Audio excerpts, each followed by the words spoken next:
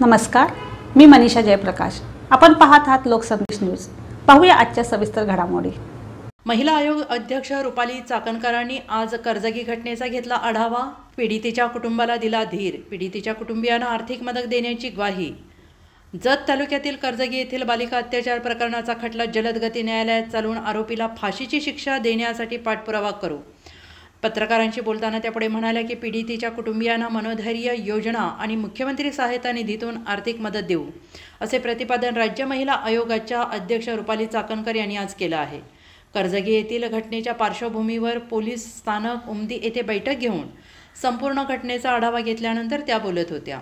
यावेळी आमदार गोपीचंद पडळकर, जतचे उपविभागीय पोलीस अधिकारी सुनील साळुंखे, उपमुख्य कार्यकारी अधिकारी महिला व बाल विकास संदीप यादव, प्रभारी जिल्हा महिला व बाल विकास अधिकारी सुरेंद्र बेंद्रे, सहाय्यक पोलीस निरीक्षक संदीप कांबळे, प्रभारी जिल्हा बाल संरक्षण अधिकारी रोहिणी वाघमारे, बाल विकास प्रकल्प अधिकारी शकुंतला निकम, जिल्हा चाइल्डलाईन कक्षाच्या समन्वयक आदी उपस्थित होते।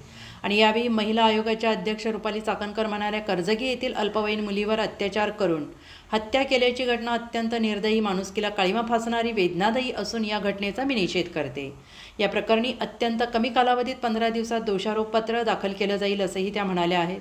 आणि या घटनेचा आढावा घेतल्यानंतर श्रीमती चाकणकर यांनी घटनास्थळी भेट दिली, तसेच पीडितेच्या कुटुंबियांची भेट घेऊन त्यांचे सांत्वन आणि त्यांना धीर दिला।